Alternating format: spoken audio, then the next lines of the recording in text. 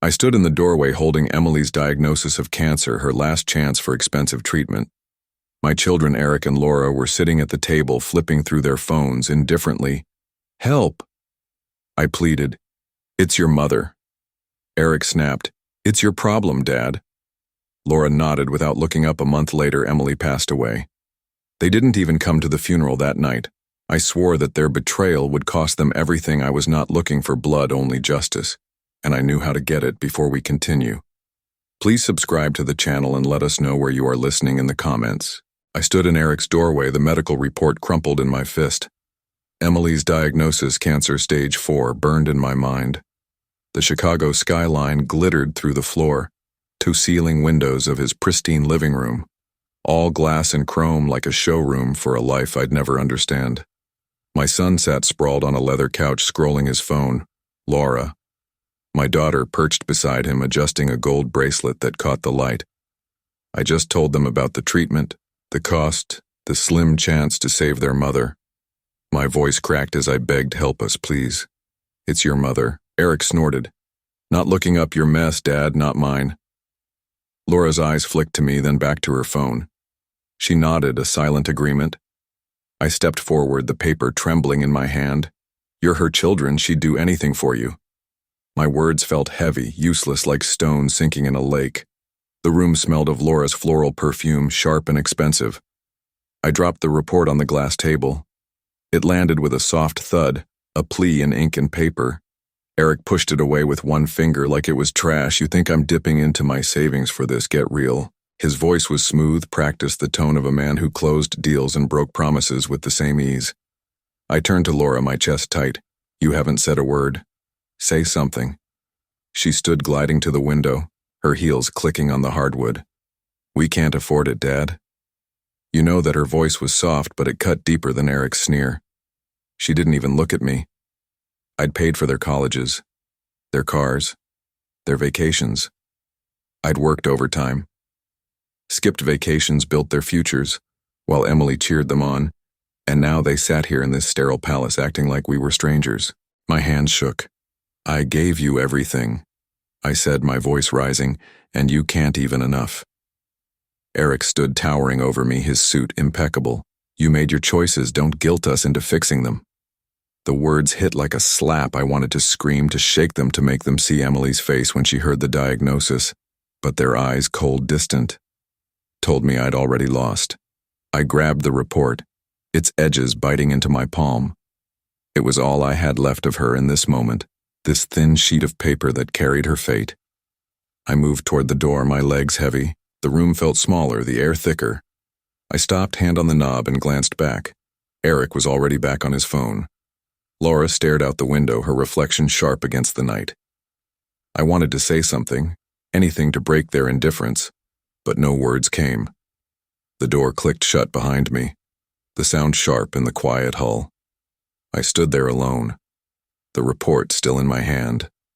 Their betrayal wasn't just a wound. It was a promise they'd feel this pain. Somehow I didn't know how yet, but I'd make sure of it. The engine hummed as I sat in my old sedan outside Eric's building.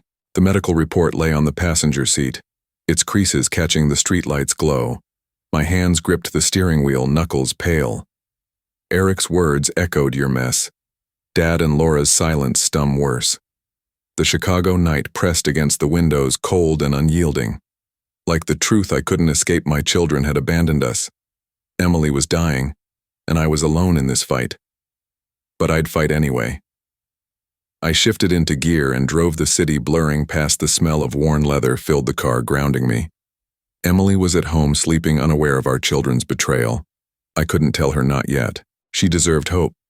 Even if it was a lie. At our modest house in the suburbs, the porch light flickered inside Emily's quilt draped over the couch, a remnant of her warmth. I crept past her bedroom, her soft breathing a fragile thread in the dark in the kitchen. I dialed the bank. "I need a loan," I said, my voice steady despite the ache in my chest. The clerk's questions droned on collateral income assets I had little to offer, but the car and our savings scraped together over decades. Next, I called the dealer to sell the sedan. "It's old but reliable," I told him. Ignoring the pang of losing the car we'd driven to Laura's graduation by dawn, I'd arranged to empty our retirement fund. It wasn't enough for the full treatment, but it was a start. My back ached, my eyes burned, but I kept moving. Emily needed me too in the hospital. The sterile halls smelled of antiseptic. Emily lay in a narrow bed, her face pale but smiling when she saw me. "You look tired, Henry," she said, her voice weak. "I'm fine." I forced a grin sitting beside her. "We're handling it." Her hand, thin and cool, squeezed mine. The gold of her wedding ring glinted, reminder of the day I slid it on her finger, promising forever. I wanted to tell her about Eric and Laura to share the weight, but I couldn't. Instead, I lied. "The kids send their love." She nodded. Trusting me, I hated myself for it. The doctor pulled me aside later, his face grim, a month, maybe two. He said the treatment might buy time, but he didn't finish. He didn't need to. I paid what I could, every cent I'd scraped together, days, blurred bank visits, hospital runs, late-night calls to insurers. Emily grew weaker. Her smiles rarer. I held her hand, told her stories. Of our early years, anything to keep her here, but the cancer didn't care. One night the monitor's beep slowed. Emily's breathing faltered. I clutched her hand, her ring cold against my skin. "Stay with me," I whispered, but she didn't hear. The room was silent save for the flatline's drone. She was gone. I didn't cry. Not then. The anger was too sharp, too raw. Eric and Laura hadn't called, hadn't visited. They'd left her to die. Left me to carry this alone. I slipped her ring into my pocket. Its way to vow they'd pay for this, not with blood, but with everything they valued. I walked out of the hospital, the corridor stretching endlessly before me. My steps echoed steady and sure in my pocket. The ring pressed against my thigh, a reminder of what I'd lost and what I'd make them lose. Rain tapped the polished wood of Emily's casket, a single drop sliding down its edge. I stood alone on the muddy grass of the Chicago cemetery. My coat soaked through the priest's voice, droned words about peace and eternal rest. But I didn't listen. My eyes fixed on the empty chairs lined up under the tent. Meant for family, Eric and Laura hadn't come. Not a call, not a text. The gray sky pressed down heavy as my grief, but sharper still was the anger curling in my gut. They'd abandoned her in life and now in death. The ceremony ended. The gravedigger's shovel scraped the earth, a rhythmic thud. I turned away, my shoes sinking into the wet ground. The drive home was quiet. The radio off, the world muted. Our house felt hollow without Emily's laugh, her soft humming in the living room. I sank into the armchair. Its fabric, worn from years of her sitting there reading a photo album, lay on the coffee table, its leather cover cracked. I hadn't touched it in years. I opened it, the pages creaking, a picture of Eric grinning in his first car, a used sedan. I'd worked overtime to buy another of Laura, radiant at her wedding. The one we'd mortgaged the house to help pay for. Each photo was a memory of sacrifice, of love, of a family I thought we'd built. I'd been proud. Then I'd believe they'd loved us back. My fingers tightened, crumpling the page's edge. How had it come to this? I flipped faster. The images blurring Eric's graduation, Laura's prom, a Christmas where we all laughed. Emily's arms around them. My chest ached, but not with sadness, with betrayal. They'd taken everything, our money, our time, our trust, and thrown it away when we needed the most. I stopped at a photo of the four of us smiling at a picnic years ago. My hand froze, their faces, so young, so happy, mocked me now. The album hit the floor with a thud, pages splaying open. I stood my breath. "Ragged enough," I said aloud. My voice steady in the dark room. "They'll pay for this." The words felt right, final. I crossed to the desk, pulling out my phone. Scrolling through contacts, I paused at names I hadn't called in years. Old colleagues, favors owed, people who knew things. My thumb hovered over one, Tom Harland, a lawyer I'd worked with decades ago. He'd know where to start, how to dig into Eric's deals. Laura's debts, I needed information, leverage, a way to hit them where it hurt. The rain tapped the window, its reflection dancing on the glass. I saw my face lined and tired, but my eyes were sharp. I dialed Tom's number. The line rang once, twice. My heart thudded, not with doubt but with purpose. I didn't speak when it connected, just listen. To the static, the possibility, whatever came next, I was ready. Rain streaked the cafe window, blurring the Chicago street outside. I sat in a corner booth. A cold coffee untouched my fingers, tapping the edge of a warm notebook. The place hummed, baristas, shouting orders, chairs scraping the air thick with espresso and chatter. I glanced at my watch. Susan Tom's contact from Eric's firm was late. My eyes flicked to the door, then back to the notebook, its pages already marked with names, dates, questions. This was my anchor. Now my way to pull Eric and Laura down. The door chimed.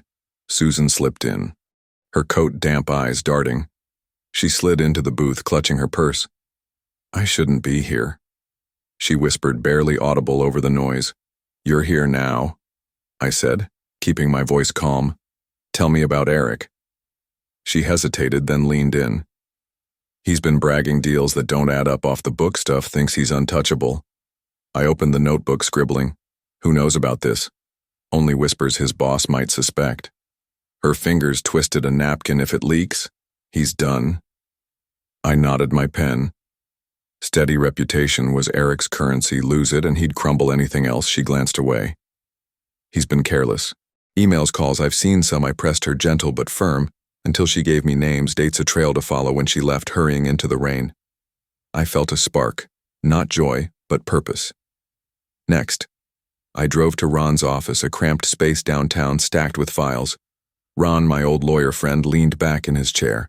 Tie loose, Eric's in deep, he said, tossing a folder across the desk. Shady investments. If the feds sniff around, he's toast. And Laura? I asked, flipping the notebook open. Ron smirked. 5 credit cards, 2 missed payments. She's living a lie. Instagram parties, designer bags. But she's drowning. I remembered Laura years back begging for a loan for some business I'd given it no questions now. Her debts were my leverage. Can we use this? I asked. Ron's eyes narrowed. Depends, what's your play? Henry, I didn't answer back home. Night cloaked the house, the only light from a flickering bulb. I sat at the kitchen table. The notebook open, my pencil traced lines. Eric, reputation, Laureate's arrows connected them, a web of their own making. For the first time in months, I smiled. This wasn't just anger, it was control. I closed the notebook, slid it into a drawer, and locked it. The house was silent, but my mind buzzed. I pulled out an old laptop, its keys stiff from disuse, and opened Eric's firm's website. Names, emails, a hierarchy of power. I started typing an anonymous message, fingers steady, but heart racing. You should look into Eric Collins, check his deals. The cursor blinked, waiting. I stopped the screens, glow harsh on my face. Was this enough or just the start? The word stared back, a challenge. I wasn't ready to answer. Not yet. The laptop's glow cast shadows across my kitchen, the only light in the house. My fingers hovered over the keyboard. The anonymous email, half-written, Eric Collins, off-book deals. Check the records. The cursor pulsed a heartbeat in the dark. Emily's ring tucked in my pocket, pressed against my leg. I saw her face pale in the hospital. Her trust in me unbroken, even as our children turned away. Was this too far, hurting them like they'd hurt her? My hand trembled. No, they deserve this, I hit. Send. The screen flashed, message gone, no turning back. I leaned back, the chair creaking, and let out a breath. The house was still, the hum of the laptop fading as I shut it down. Sleep didn't come that night, but I didn't need it. I'd taken the first step. Morning broke gray and sharp. I walked to a park near downtown, needing air, noise, anything to drown the questions in my head. The paths bustled, joggers, dogs, kids, chasing pigeons. I sat on a bench, the wood damp from last night's rain, and watched the world move. A radio blared from a vendor's cart, catching my ear. Financial firm under scrutiny for irregular transactions. My pulse spiked. Eric's firm. It was happening across town in Eric's glass-walled office. He stood rigid, phone pressed to his ear. What do you mean, an audit? He snapped, his voice tight. Who sent that tip? His tie was askew. His confidence fraying. I wasn't there, but I could imagine it. His panic, his world tilting. Good, back home. I checked the anonymous email account. The message was marked read. A reply sat in the inbox. Brief, we're looking into it. My fist clenched, a quiet thrill running through me. I'd done this, me, the old man, and they dismissed. I paced the living room, energy. I hadn't felt in years coursing through me, but a shadow lingered. Fear. What if they traced it back? What if I'd miscalculated in the park earlier? The radio had kept going. No names released, but sources say key players are nervous. I'd frozen listening. My hands buried in my pockets now at home. I turned on the news, the anchor's voice filling the room. Eric's firm again. More details, regulators involved, reputations at stake. I smiled, but it didn't reach my eyes. This was just the start. My phone buzzed a text from Ron. Eric's freaking out. What did you do? I stared at the screen, my thumb hovering. No reply. Instead, I pulled out the notebook. Its pages creased from use. I flipped to Laura's name, drew a new arrow, debts exposure. Eric was reeling, but Laura was next. She'd built her life on appearances, time to tear them down. I set the pen down, the notebook's pages rustling as I closed it. The sound lingered sharp in the quiet, a promise of what was coming. Eric's office was a cage of glass and steel, the Chicago skyline mocking him through the window. His phone vibrated, skittering across the desk. Laura's name flashing. He snatched it, his jaw tight. What now? He snapped, tossing a pen that rolled toward a hairline crack in the glass tabletop. The crack caught the light, a jagged reminder of the audit his boss had just announced, triggered by that anonymous tip. His deals, his reputation, everything was unraveling. You screwed this up, didn't you? Laura's voice was shrill through the speaker. Your shady deals are dragging us both down. Me, Eric, stood pacing. You're the one flashing your debt-ridden life all over the internet. Someone's watching Laura. Someone knows I wasn't there, but I knew from a crowded cafe across town. I sipped bitter coffee. My phone opened to Laura's latest Instagram post. A forced smile at some glitzy event. The caption screamed confidence. But I saw the cracks Ron had called earlier. His voice low. They're at each other's throats. Henry, Eric's paranoid. Laura's a mess. I jotted in my notebook. Eric, panic. Laura, facade crumbling. The pen scratched, steadying my pulse in Laura's apartment. The air was thick with her perfume, but the room was chaos. Dresses strewn across the couch, wine glasses unwashed. She slammed the door, checking the locks twice. If you hadn't been so careless. She hissed at Eric, who'd stormed over. We wouldn't be in this mess careless. He tore a page from a notepad, crumpling it. You're bleeding money, Laura. This is on you. Their voices clashed, a symphony of blame. I didn't need to hear it to know they were fracturing, just as I'd planned years ago. They'd fought like this over Toy's attention, and I'd stepped in, soothing, fixing. I'd believed in them now. I watched from afar, their betrayal fueling me. Emily's ring pressed against my thigh, a cold weight in my pocket at the cafe. The clatter of dishes and chatter enveloped me. I scrolled through their profiles, noting Laura's frantic posts, Eric's sudden silence. They suspected a traitor, but never me, the old man they dismissed. My coffee grew cold. I dialed Ron. What's the latest? I asked, keeping my voice even. They're imploding, he said, chuckling. Laura's dodging calls, Eric's yelling at his staff. You got them good. I smiled, but it was sharp, not warm. I remembered their laughter, their small hands in mine. Could I have stopped this back then? No, they'd chosen this path. I wrote another note. Laura, creditors push harder. The cafe's noise faded as I focused the plan. Taking shape outside, I stepped into the evening air, the city's pulse quickening. A shop window caught my eye. Its glass marred by a thin crack like the one in Eric's office, like the fault lines in their lives. I pulled out my notebook, drew an arrow to Laura's name, and whispered, Your turn. My steps echoed on the pavement, deliberate, leading me forward. Rain slicked my coat as I pushed through the revolving door of Ron's office, the sound of my steps on the pavement still ringing in my ears. The room smelled of stale cigarettes and coffee papers stacked haphazardly on the desk. A brass clock ticked on the shelf, its rhythm relentless, counting down the hours my children had left. Ron slid a folder toward me, his tie loose. Laura's drowning, he said. 3 missed payments. Creditors circling Eric's firm. They're digging deeper. He's one mistake from a free fall. I flipped through the documents, numbers blurring Laura's debts, A second mortgage designer purchases she couldn't afford. Can we use this? I asked, my pen poised over my notebook. Ron leaned back, smirking. If you want her humiliated. Yeah. Tip off the creditors anonymously, they'll swarm. I nodded. The clocks tick louder. Now time was slipping, but I held the reins at the Chicago Public Library. The air was heavy with the scent of old books. I sat at a worn table surrounded by shelves, searching legal databases for leverage. My fingers flew across the laptop, pulling up articles on debt collection, bankruptcy laws. A librarian passed her cart, squeaking. Need help?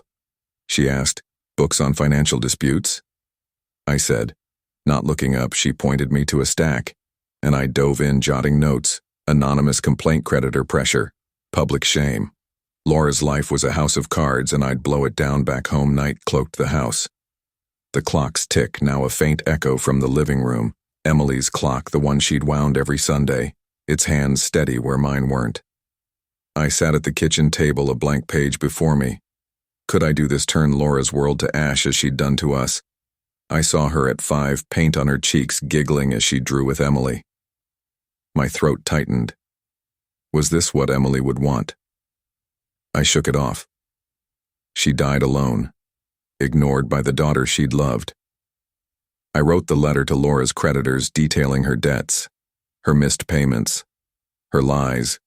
The pen scratched each word, a brick in the wall I was building. I stopped the clock's tick filling.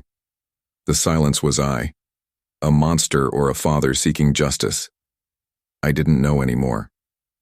I sealed the envelope. My hands steady. The house was dark. The air still. I checked the locks, slid the letter into my coat pocket, and stepped outside the mailbox. Stood at the corner, its metal glinting under a street lamp. I hesitated, the envelope heavy. Emily's ring pressed against me, urging me on. I dropped the letter in the slot. Snapping shut with a hollow thud, it was done. The sound lingered sharp in the quiet night, a signal of what was coming. Glass crunched under Laura's heel, the shattered mirror reflecting her frantic eyes. Her apartment was a war zone. Silk dresses, tangled on the floor, a spilled wine glass staining the rug. The creditor's letter trembled in her hand, its demand stark immediate payment or legal action. Her phone buzzed, a collector's voice cutting through. We know you're dodging us, Miss Collins. She hurled the phone, her scream swallowed by the chaos. The broken mirror gaped, a jagged wound in her perfect world across town. Eric's office was no better. Papers littered his desk, his tie discarded. You're telling me they pulled the deal? He barked into the phone. His boss's voice cold on the other end because of the audit. This is sabotage. He slammed his fist down the crack in his glass desk, widening. He didn't know who tipped the regulators, but his world was shrinking, his name tarnished. I sat on a park bench, the Chicago evening, cool leaves rustling in the breeze. My phone glowed with news.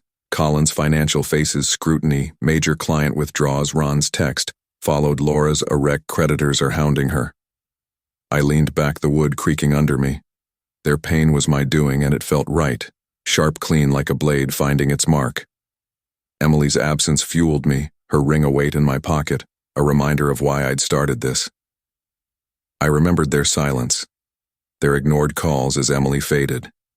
They'd left her to die, left me to grieve alone now.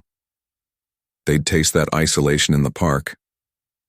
I spotted Laura from a distance, her sunglasses oversized, her steps unsteady. She passed without seeing me, her facade crumbling like the mirror in her apartment. I almost pitied her. Almost. My notebook lay open, its pages marked with their downfall. Eric's lost contract. Laura's public shame. They were bleeding just as I'd planned, but a shadow lingered. Had I gone too far, the thought noted, but I pushed it down. Justice wasn't gentle.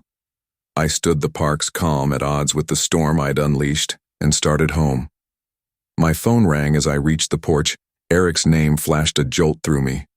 Dad, he said, his voice raw, broken. We need to talk.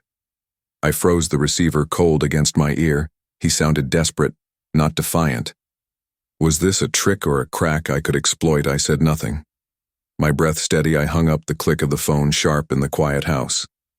Whatever he wanted, I'd face it on my terms. The phone's click still echoed in my ears. Eric's broken voice cut off mid-plea. I sat in the dim living room, the silence thick broken only by the faint creak of the house settling. Emily's ring lay on the coffee table, its gold catching the lamplight. I traced its curve. Her last words whispering in my mind, take care of them. Henry, had I failed her by destroying them? The thought stung, but their betrayal stung deeper. A sharp knock at the door jolted me upright. I opened it to find Eric and Laura on the porch, shadows under their eyes, their usual polish gone. Eric's suit was wrinkled. Laura's scarf asked, you her mascara smudged, Dad. Eric started his voice. I lost my job, the firm. They fired me. Laura's voice cracked. They're taking my apartment, the debts I can't pay. She stepped closer, wringing her hands. We're sorry, Dad, for everything, for Mom. I stood still, the rings weighed in my memory. Their faces, desperate now, were the same ones that ignored Emily's calls. Her funeral. I saw the empty chairs at the cemetery, the rain pooling where they should have stood. Sorry, I said, my voice low, steady. You left her to die alone. Eric flinched. We were wrong. Okay, we didn't think you didn't care. I cut him off, my hand tightening on the doorframe. Laura sobbed, reaching for me, but I stepped back. You begged for my help once I gave it every time, and when I needed you, you turned away. Dad, please, Laura whispered, tears streaking her face. We're family. The word burned, family. I believed in it once I shut the door. Their voices muffled as it clicked, my chest ached. But I didn't waver. They'd feel the pain, they dealt every ounce of it. Later, in a bustling downtown cafe, the clink of cups and hum of voices surrounded me. Ron slid into the booth, a folder in hand. You've got them on their knees, he said, grinning. But we can go further, a lawsuit, demand repayment for everything you spent, college, cars, Laura's wedding, it's legal and it'll crush them. I sipped my coffee, the bitterness grounding me, the ring pressed against my thigh. Emily's voice urging me on. Do it, I said. Signing the papers, Ron pushed over. They need to understand. He nodded, gathering the folder. Court's tomorrow, you ready? I didn't answer. Just tucked the ring deeper into my pocket. Justice was close, but it wasn't sweet. It was heavy. Final back home, my phone buzzed with Ron's text, lawsuit filed, court tomorrow. I stood at the window, the street dark, a single street lamp flickering. This is for you, Emily, I whispered, my breath fogging the glass. The light's reflection danced sharp and unyielding, pulling me toward tomorrow. The street lamp's glow lingered in my mind as I sat in the Chicago courtroom, its wooden benches hard under me. The air smelled of polished oak contention. The judge's gavel a quiet fret on the desk across the aisle. Eric and Laura sat pale and shrunken, their lawyer whispering frantically, the lawsuit papers crisp in my hand, detailed every dollar. I'd poured into them, college tuition, cars, Laura's lavish wedding. Now I'd take it back along with their pride. The judge cleared his throat. Reading the claim, Mr. Collins seeks repayment for financial support provided to his children. Eric and Laura Collins, totaling over $300,000. Murmurs rippled through the room. Laura hid her face. Eric's fists clenched, his knuckles white. Their lawyer stood arguing. They had no means to pay, that it was unfair. But Ron had built an ironclad case bank. Statements, receipts, my years of sacrifice laid bare. The judge called me to speak. I rose, the document heavy, my voice steady. This isn't just about money, I said, eyes locked on my children. It's about what they threw away. Their mother died alone because they wouldn't help. I gave them everything and they gave her nothing. The room stilled. I held up the papers. I made their lives possible, and I made their fall. The tip about Eric's deals, the creditors chasing Laura, that was me, gasps echoed. Eric lurched forward, shouting, You ruined us. Laura sobbed, her shoulders shaking. The judge banged his gavel, but I didn't flinch. I saw Emily's hand in that hospital bed, her ring cold, her breath gone. You betrayed her, I said, my voice cutting through their cries. You betrayed us both now. You pay, the judge ruled in my favor, ordering repayment with interest. Eric's face crumpled. Laura's hands covered her eyes. I felt no joy, only a grim satisfaction. Justice wasn't warm, it was sharp, final, like the gavel's crack. I walked out, the document folded in my coat, the evening air biting my face. The street was quiet, wind rustling through bare trees. I'd won, but the victory was hollow without her. I stopped at the cemetery's edge, its iron gates looming in the dusk. Emily's grave was there waiting. I touched the ring in my pocket, its curve familiar grounding. The gates creaked as I pushed them open, their sound, a call to finish what I'd started, the cemetery. Gates groaned as I stepped through gravel crunching under my shoes. The evening sky burned pink, casting soft light on Emily's headstone. Her name etched in smooth granite felt like a hand reaching out. I knelt, the grass damp, and set her ring on the stone, its gold warm from my pocket. "It's done," I said, my voice low. They paid for what they did. The silence held me, broken only by a distant bird's call. I told her everything, the lawsuit, their tears, the courtroom's wait. I made them feel it. Emily, the hurt they gave us. My fingers brushed the stone, cool and solid. I'd kept my promise, but the cost lingered. A quiet ache, she'd loved them, even at the end. Would she have wanted this? I stood the sunset fading and let the question go. The path here had been long. Eric's sneer, Laura's silence, Emily's last breath. I saw us years ago, walking hand in hand through a park. Her laugh bright, her eyes alive. That was the Emily I carried, not the one who'd faded in a hospital bed. I'd fought for her, for us. And it was enough. Back home, the house felt different. Still hers, but lighter. I cleared the coffee table, tucking away the photo album, the notebook, the lawsuit papers. Each item was a chapter closed, a weight. Lifted, the old clock spot was empty. It's ticked, gone, but I didn't need it anymore. Time wasn't my enemy. Now I dialed Tom, my voice steady. "Feel like fishing this weekend." He laughed, surprised. "You serious, Henry? Been years, time to start again." I said, meaning it. We set a date and I hung up, the promise of a new day settling in me in the living room. I sat with Emily's photo. Her smile soft in the lamplight. I'd torn down their world. Not for hate, but for love. For her. For the life we'd built. They'd rebuild or they wouldn't. That wasn't mine to carry. I switched off the lamp, the room sinking into quiet. Dark in bed, I held her photo close. My breathing slow. Justice was done. And I was free, not from grief, but from rage. I closed my eyes, her face. The last thing I saw, and slept the lightest I had in years. If you like this story, please like this video, subscribe to the channel, and share your impressions of this story in the comments. To listen to the next story, click on the box on the left. Thank you for watching.